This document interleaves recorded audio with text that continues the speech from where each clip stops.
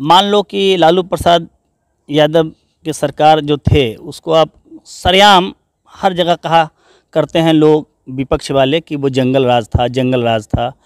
मैं आपसे पूछना चाहता हूं कि जब लालू जी हटे सरकार से तो पहला राजग 1 जो है कुछ अच्छे कामों के लिए पहचानी गई, लेकिन राजग 2 के बाद जो खेल शुरू है, जंगल राज कहाँ नहीं है।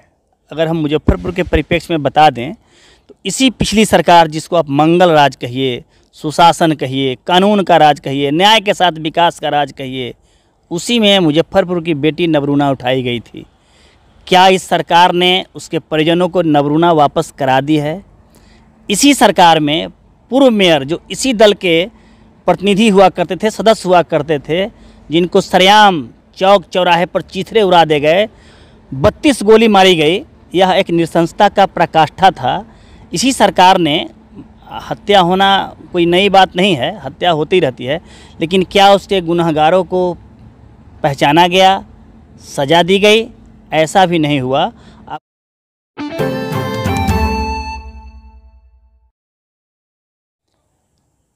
नमस्कार, आप देख रहे हैं चौपाल समाचार। चौपाल समाचार की हर खबर समाज पर करती है असर, और आज मैं फिर जिस खबर को लेकर आया हूं वो खबर समाज से ही जुड़ी है और संबंधित है हमारे मनोज सर के लेखनी से। इन्होंने फिर लिख दिया है, यह भी खूब है, शीर्षक व्यंग।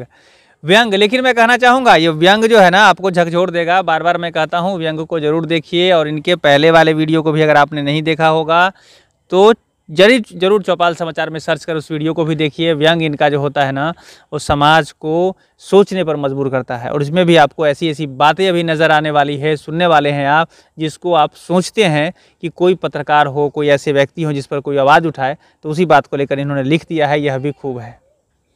अगर बात शुरुआत की जाए तो मैं कहना चाहूँगा कि आपने सुना होगा जंगल राज, आपने सुना होगा सुशासन, आपने सुना होगा हत्या और बलात्कार और बहुत सारी ऐसी बातें जो समाज में होती रहती है, उसको लेकर व्यंग और कटाक्ष, इन सारी बातों को सुना होगा। लेकिन क्या आपने कभी ऐसा सोचा है कि इन सब चीज़ों को लेकर जवाबदेह कौन है? और इसी बातों को लेकर आज इन्होंने लिख दिया है, यह भी खूब है। इस वीडियो को पूरा देखिएगा। बहुत बहुत स्वागत है सर। नमस्कार अभिषेक जी, चौपाल समाचार के तमाम व्यूअर्स, और आपका अभिनंदन है, आभार है। आप मौका दे रहे हैं, समाज के सामने जो बातें आती हैं उसको मुखर स्वर दे रहे हैं, आपका स्वागत है जी। तो सर आपने जो लिखा यह भी खूब है, बड़ा ही बेहतर शीर्षक है, और शीर्षक के साथ इसमें जो बातें लिखी गई है ना, इन बातों को मैं कहना चाहूँगा कि सरकारें जो बदली है उसी पर सर ने जो ध्यान दिया है ना वो बातें आ गई है। सर यह भी है खूब, यह जो लिखा है आपने शीर्षक, क्या सोचा है वो एक बार पहले दर्शकों को बता दीजिए। देखिए, यह भी एक खूब है, शीर्षक से ही जाहिर है कि व्यंग है, चोट है। जो समसामयिक हालात हैं, सरकारों के द्वारा जो हम जनता को बरगलाए जा रहे हैं, उसी का एक पुट है, यह भी एक खूब है। क्योंकि आदमी आदमी के साथ बर्ताव बदल नहीं सकता है दिनों दिन। 24 घंटे के अंदर में अगर सरकार बदल जाए, लेकिन 24 घंटे के अंदर में कैरेक्टर नहीं बदलते हैं, कार्य की संस्कृति नहीं बदलती है, तो फिर आप जिसको मंगल राज कह रहे हैं, अगले दिन उसको जंगल राज कह रहे हैं। बस यह जो उधेड़ बुन है, यह जो समाज को बरगलाने की स्थिति बन पड़ रही है, उसी के लिए यह लिखा गया है, यह भी खूब है। क्योंकि हम अगर हैं तो हम अच्छे हैं, आप अगर मेरे साथ हैं तो अच्छे हैं, आप अभी अगर मेरे साथ हट गए तो कोई ना कोई एक बुरा हो जाता है, यह भी खूब है। इसका मतलब है कि आप समझ रहे हैं या आप बताने का प्रयास कर रहे हैं कि सरकार या जो भी लोग हैं सरकार से जुड़े हुए, वो जनता को बुर्बक बना रहे हैं, कहीं ना कहीं से जनता को बरगला रहे हैं, ऐसा कर रहे हैं आप सीधे सीधे? निश्चय ही। आप देखिए ना कि मान लो कि लालू प्रसाद यादव के सरकार जो थे उसको आप सरेआम हर जगह कहा करते हैं लोग विपक्ष वाले कि वो जंगल राज था, जंगल राज था। मैं आपसे पूछना चाहता हूँ कि जब लालू जी हटे सरकार से तो पहला राजग 1 जो है कुछ अच्छे कामों के लिए पहचानी गई, लेकिन राजग 2 के बाद जो खेल शुरू है, जंगल राज कहाँ नहीं है। अगर हम मुजफ्फरपुर के परिप्रेक्ष्य में बता दें तो इसी पिछली सरकार, जिसको आप मंगल राज कहिए, सुशासन कहिए, कानून का राज कहिए, न्याय के साथ विकास का राज कहिए, उसी में मुजफ्फरपुर की बेटी नवरूणा उठाई गई थी। क्या इस सरकार ने उसके परिजनों को नवरूणा वापस करा दी है? इसी सरकार में पूर्व मेयर जो इसी दल के प्रतिनिधि हुआ करते थे, सदस्य हुआ करते थे, जिनको सरेआम चौक चौराहे पर चीथड़े उड़ा दे गए, 32 गोली मारी गई, यह एक नृशंसता का पराकाष्ठा था। इसी सरकार ने, हत्या होना कोई नई बात नहीं है, हत्या होती रहती है, लेकिन क्या उसके गुनहगारों को पहचाना गया, सज़ा दी गई? ऐसा भी नहीं हुआ। आपको यह भी बताएं कि जब समीर कुमार पूर्व मेयर की हत्या की गई थी, उसके बाद से जो बंदूकें गरजना शुरू हुई थी, कमोबेश लगातार 3 महीने तक गरजती रही। कोई ऐसा एक दिन नहीं था जब लाशें नहीं गिर रही थी, और लाशें एक नहीं गिर रही थी, 2, 3, 4 की संख्या में गिर रही थी। इसी सरकार में अजीजपुर कांड हुआ था, जहां मामूली प्रेम के लिए एक लड़के की नृशंस हत्या की गई और अजीजपुर जल उठा था। इसी सरकार में कांटी में भी ऐसी विभत्स घटनाएं हुई, इसी सरकार में पानापुर में भी ऐसी विभत्स घटनाएं हुई, और ऐसी घटनाएं अब भी हो रही है, ऐसी घटनाएं आगे भी होंगी। संवेदी होकर ज़रूरत है कि हम इनको रोकें, ना कि आरोप प्रत्यारोप में लगे रहें। बस यही खूब है कि आप पल पल में चेहरा बदलते हैं, गिरगिट की तरह रंग बदलते हैं, और हमको बता रहे हैं जंगल राज, मंगल राज। अरे हम किसको माने? कानून अगर बेहतर स्थिति में प्रस्तुत होगी, आदमी स्वतः कहेगा मंगल राज। आपको एक छोटा सा उदाहरण बताते हैं। आदरणीय अटल बिहारी वाजपेयी जी जब प्रधानमंत्री हुआ करते थे, वर्ष 1999 से 2004 तक उनका कार्यकाल था। जब उनको लगा था कि उनके राज्य में बहुत बेहतर कार्य हो रहा है, उन्होंने शाइनिंग इंडिया और फील गुड का मज़ा लीजिए, उस समय चला था एक तकिया कलाम फील गुड। लेकिन जब वो चुनाव में आए, बुरी तरह हार गए। कहाँ गया था वो फील गुड? अपने मुंह से कहना कि सुशासन है, अपने मुंह से कहना कि न्याय का राज है। वो तो शराब भी बता रहा है कि आपके सरकार में जब आप कंबाइंड थे तो शराब नहीं बिका करते थे क्या? आज भी वो शराब नहीं बिका करती है क्या? तो फिर उस थोथली बातों पर लड़ना यही बताता है कि यह भी खूब है। तो देख लीजिए किस तरह से यह भी खूब है। आपको क्या लगता है? मनोज सर ने जो बातें कही है वो बातें मैंने आप तक पहुंचाई है, लेकिन कमेंट जरूर करिएगा कि यह भी खूब है में आपको क्या खूब लग रहा है। क्योंकि इन्होंने तो वो सारी बातों को खोल दिया है जो आपको कहीं ना कहीं से मन को झकझोरता रहा होगा कि इन बातों को लेकर कुछ बेहतर होना चाहिए था।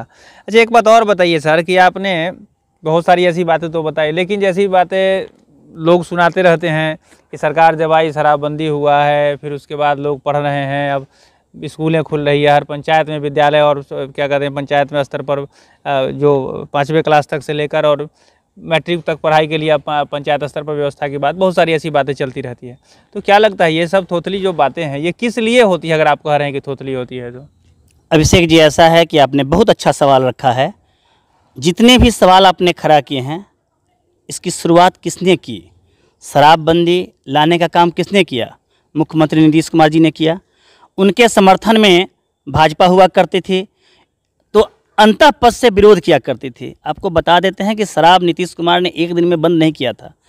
तब राजग के विरोध में महागठबंधन कहिए या राजद कहिए, मुखर विरोध, खासकर रघुवंश प्रसाद सिंह जो आज नहीं हैं, पूर्व केंद्रीय मंत्री, ने शराब के खिलाफ अभियान चलाया था। और उनका स्पष्ट कहना था कि जहां शिक्षालय हो वहाँ मदिरालय नहीं होनी चाहिए थी। चूँकि वो एक प्रोफेसर थे, शिक्षक थे, उनका मानना था कि शिक्षा के विकास से समाज का विकास होगा।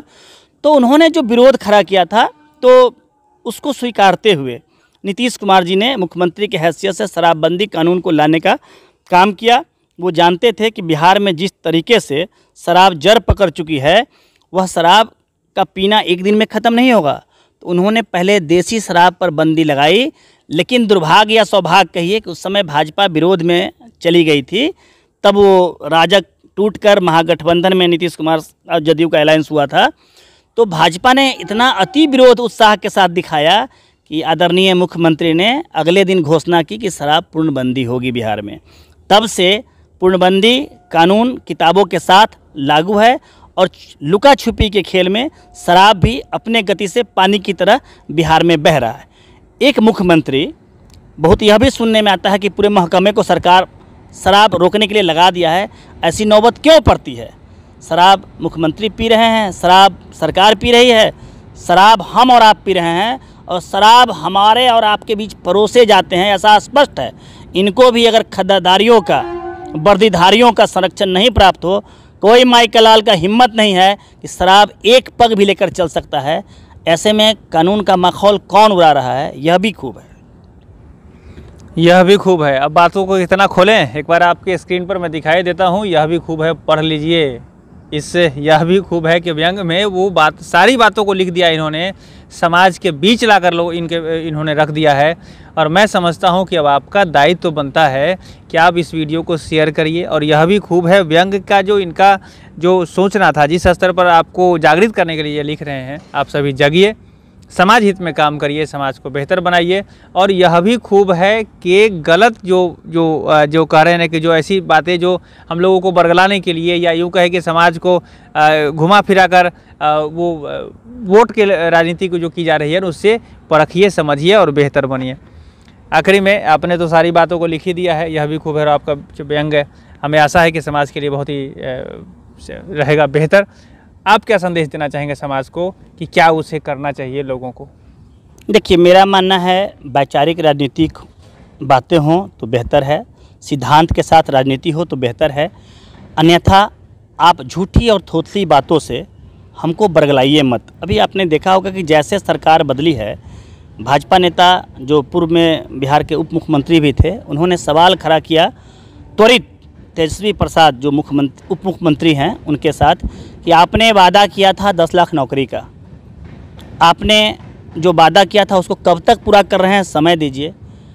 शायद सुशील मोदी जी को नहीं पता हो कि 14 में जो आदरणीय नरेंद्र मोदी जी प्रधानमंत्री बने थे और प्रत्येक वर्ष 2 करोड़ नौकरी की घोषणा की गई थी, जिसको बाद में जुमला कहा गया, तो एक बार बेहतर होता कि सुशील मोदी जी आदरणीय प्रधानमंत्री से भी सवाल करके रखते, ताकि ये 2 करोड़ का रोज़गार जो मिलता तो देश स्तर पर सबको भला होता। ये जो युवा बेरोजगार घूम रहे हैं वो बेरोजगार नहीं घूमते। अभी बेहतर बात यह है कि मुख्यमंत्री जी ने घोषणा की है कि 20 लाख रोजगार उत्पन्न करेंगे, और पहल भी धीरे धीरे हो रही है। पॉसिबल है कि ऐसा नहीं हो पाए, ये चुनावी बातें होती हैं। मेरा इतना ही कहना है, इस चोट के माध्यम से, इस व्यंग के माध्यम से, थोथली बातें करके समाज को बरगलाइए मत। आप जो काम करना है सतही स्तर पर करिए, अन्यथा यह कलम यूं ही चोट के रूप में, व्यंग के रूप में, यह भी खूब है लाती रहेगी। तो बहुत बहुत धन्यवाद कि आप इस तरह की रचनाओं को रचते रहते हैं। और हमें आशा है हमारे दर्शकों के माध्यम से जब इस बातों को लेकर आप लोग चर्चा करेंगे ना, यह भी खूब है, तो वो वास्तविकता, चूँकि जो लोग जो भी आपको मैसेज दे रहे हैं, जिस तरह से आपको बरगलाया जा रहा है ना, वो भी समझते हैं कि आपको उसकी गहराई का पता नहीं है। लेकिन जैसे ही आप इस व्यंग को पढ़ेंगे, समझेंगे, समाज में इसकी चर्चा करेंगे, तो गहराई की जानकारी उन्हें भी होगी कि अब लोग समझने लगे हैं। यह भी खूब है। तो इसको लेकर समाज में सकारात्मक बदलाव आएगा। तो बहुत बहुत धन्यवाद सर आपका चौपाल समाचार बात करने के लिए। धन्यवाद। दर्शकों का भी बहुत बहुत धन्यवाद। आगे भी ऐसी को लेकर हम आते रहेंगे। आज के लिए बस इतना ही। इस वीडियो को शेयर करिए। चौपाल समाचार से अगर नहीं जुड़े हैं, जुड़ जाइए। चैनल को सब्सक्राइब कर लीजिए। फेसबुक पेज को भी लाइक करें, इंस्टाग्राम को फॉलो कर लीजिए। और चौपाल समाचार का जो नंबर है ना, इस नंबर को भी अपने मोबाइल में सेव करिए। नंबर है 6206610060। कभी लगे कि आपको भी बात कुछ अपनी रखनी है समाज के बीच, हमें याद करिए। बहुत बहुत धन्यवाद।